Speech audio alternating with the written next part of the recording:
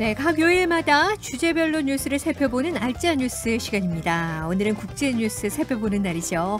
자, 오늘도 동의대학교 행정정책학과 김태환 교수 자리 함께하고 계십니다. 교수님 어서 오세요. 예, 안녕하세요. 네, 네 교수님. 예. 얼마 전 중국에서 비행기 그 추락 사고가 있었잖아요. 월요일이었죠. 이 소식 먼저 좀 전해 주시죠. 월요일이었죠. 지난 21일 오후 1시 15분경에 승무원 9명 그리고 승객 123명을 태운 중국의 동방항공 소속 여객기 MU-5735편이 운남성 곤명에서 광동성 광저우로 향하던 도중에 광시 장족자치구의 우저우 야산에 추락을 했습니다.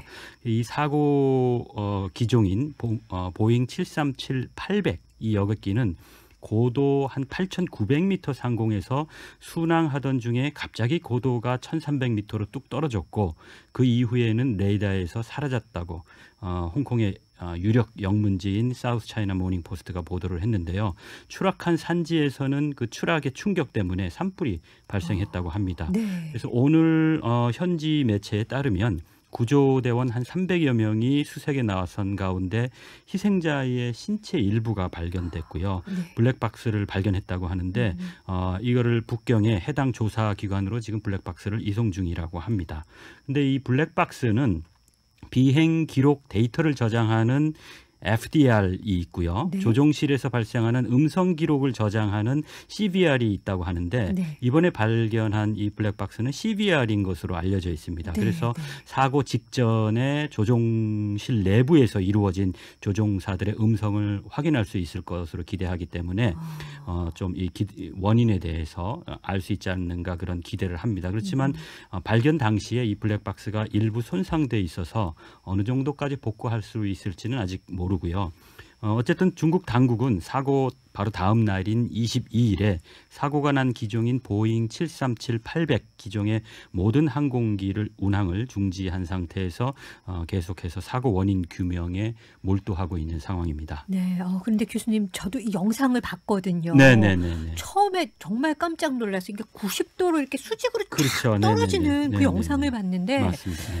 이 부분에 대해서 어떻게 설명이 나와 있나요? 저도 봤는데요. 네. 그 영상의 그 밑에가 이제 숲으로 되어 있어서 수직으로 보였었는데 네. 만약에 이 영상의 밑부분 그 숲 부분이 산지의 나무라면 그 상지의 그 경사진 비탈의 나무이기 때문에 사실은 산비탈의 각도를 감안하면 우리가 보는 것처럼 그렇게 큰 각도로 추락한 것, 그러니까 수직에 가까운 각도로 추락한 거는 아닐 수 있다고 그렇게 분석할 수도 있거든요. 그래서 네. 제가 제가 오늘 뭐 오전에 이렇게 여기저기 그 영문이나 중국 현지 매체들을 보도를 한번 이렇게 종합해 보니까 사고기는 그 비탈 지표면에서 산비탈 지표면에 한 60에서 70도 정도의 각도로 충돌을 했다고 그래요. 네네. 그러면 평지상에 평지에서 기준으로 볼 때는 한 35도 정도 추락했다고 그렇게 보도를 영국의 유력 일간지인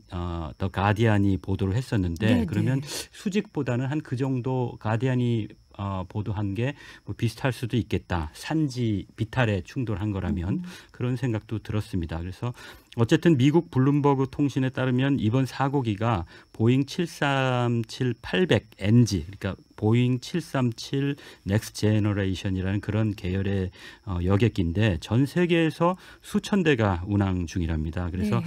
치명적인 사고 발생률이 사실은 가장 낮은 항공기로 지금까지 꼽힌다고 합니다. 그래서 우리가 몇 년 전에 연속된 그 사고 때문에 관심을 모았던 737 맥스라는 기종이 있습니다. 그러니까 요 기종하고는 좀 다르고요. 그러니까 요 기종 바로 직전의 기종이 바로 737-800 이번에 사고가 난 이 기종입니다. 그래서 네.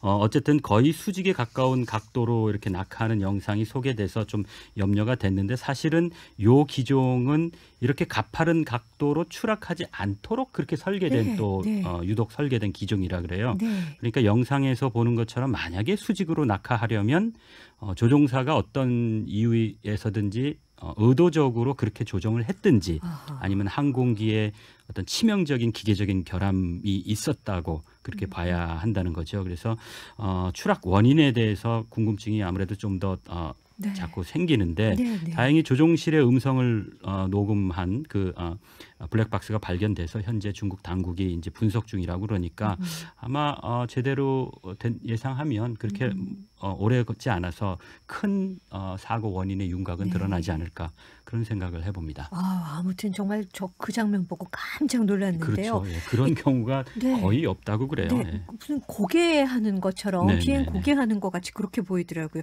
근데 중국 얘기가 나와서 드리는 말씀인데 네, 네. 미국의 그 바이든 정부가 네, 지금 네, 네. 그 중국에 대한 관세를 없애기로 했다 이런 아, 보도가 네, 있던데 네, 이건 네, 네. 무슨 얘기인가요? 그게 23일 날 그런 발표가 있었는데 네.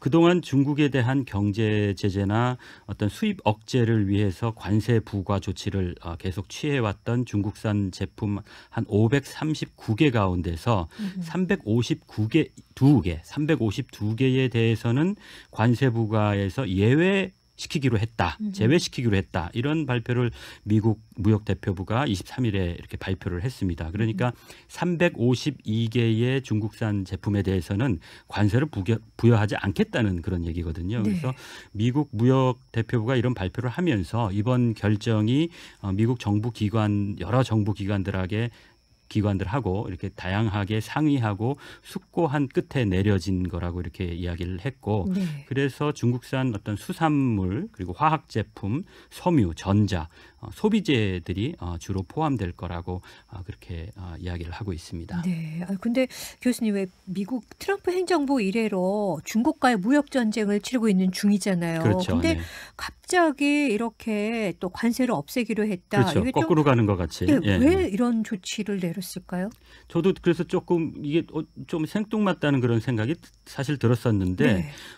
냉전 이후에 그 수십 년 동안 하나의 공동체로 지구촌이 국제사회가 발전을 해왔는데요. 네. 특히 무역이나 경제 부분에 대해서는 거의 거대한 단일 시장처럼 이렇게 발전을 해왔었습니다. 그래서 이런 이유들 때문에 어떤 제재를 한 국가가 다른 타 국가에게 가하면 이게 어떤 일방적으로 제재를 당하는 국가가 일방적으로 고통을 받는 것보다는 제재를 가하는 쪽도 그러니까 쌍방이 고통을 받는 그런 구조가 이미 되어 있습니다. 우리 국제 사회의 경제 네. 시스템이. 네.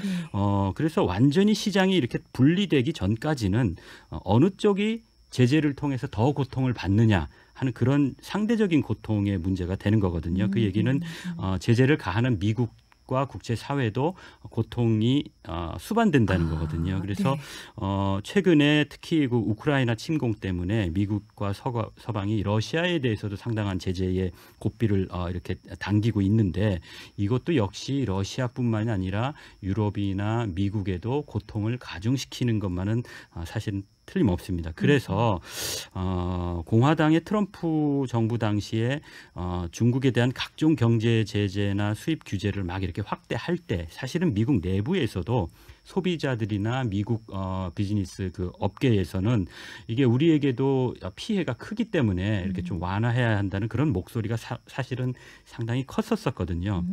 그래서 이번에 미국 당국이 중국 상품에 대해서 일부 이제 관세를 해제하기로 한 이런 조치는 아무래도 우크라이나 전쟁 때문에 발생하는 지구촌 경제에 좀 더 어려움이 가중되는 거, 특히 미국 내에서 물가 상승, 그리고 네, 경제적인 네. 어려움을 좀 이걸 좀 완화시키기 위한 그런 목적이 있지 않겠나 그렇게 생각을 해보고요. 그러니까 아무리 미국 경제가 상대적으로 국제사회보다는 좀 잘 나간다고 그래도 국제사회에서 이 거대한 공급자 역할을 해온 중국이나 러시아로부터 어떤 무역을 계속 이렇게 틀어막는 것이 이렇게 용이하지는 않거든요. 네, 그 네. 고통을 쌍방이 네, 네. 지어야 되기 때문에. 네, 네. 그래서 그런 미국 내의 경제적 고통을 좀 조절하는 차원에서 이렇게 단행된 게 아닌가 그런 생각을 해보고 그래서 네. 근본적으로 뭐 중국에 대한 미국의 어떤 전략이나 정책이 이렇게 바뀌었다고 이렇게 보지는 않고요. 다만 네. 우크라이나 전쟁에서 군사적으로 러시아를 직접 돕거나 뭐 이렇게 노골적으로 러시아 편을 들지 말라 하고 미국에서 상당히 이제 중국에게 이제 압력을 가하고 있는데 그런 가운데서 이제 좀 압력을 가하면서도 조금 이제 풀어주는 그러니까 채찍을 가하면서 좀 당근을 네. 주는 차원에서의 좀 유화적인 차원에서 중국에 대한 일부 관세를 이렇게 면제해주지 않았나 그런 생각을 해봅니다. 그래서 네. 이 조치는 소급해서 작년 10월 12일자로 수입된 물품부터 적용을 해서 올해 연말까지 수입하는 중국산 제품에 대해서 적용을 한다고 합니다. 그러니까 이렇게 지켜보면서 만일에 중국이 러시아에 대해서 노골적으로 지원을 하면 언제든지 이걸 다시 철회할 수 있는 그런 또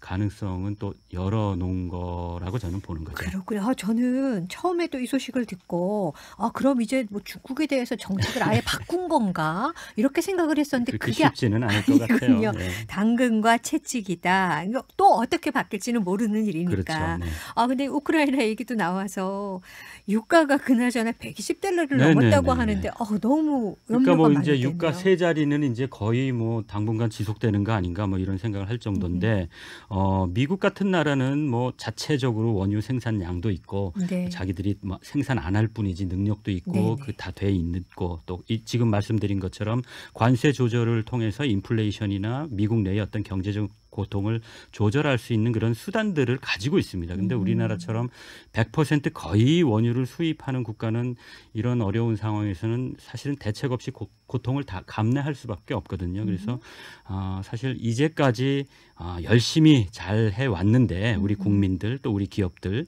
여기에 더해서 우리 정치권도 함께 이제는 좀 더 진지하게 머리를 맞대고 이렇게 어려움을 타개해 나갈 그런 방안을 이렇게 거국적으로 이렇게 모아야 하지 않겠나 그런 생각도 한번 해봤습니다. 네, 대책 없는 고통을 감내할 수밖에 없다라는 마음이 정말 전해지는 것 같아요. 자, 지금까지 동의대학교 행정정책학과 김태환 교수와 함께 이야기 나눠봤습니다. 교수님 감사합니다. 예.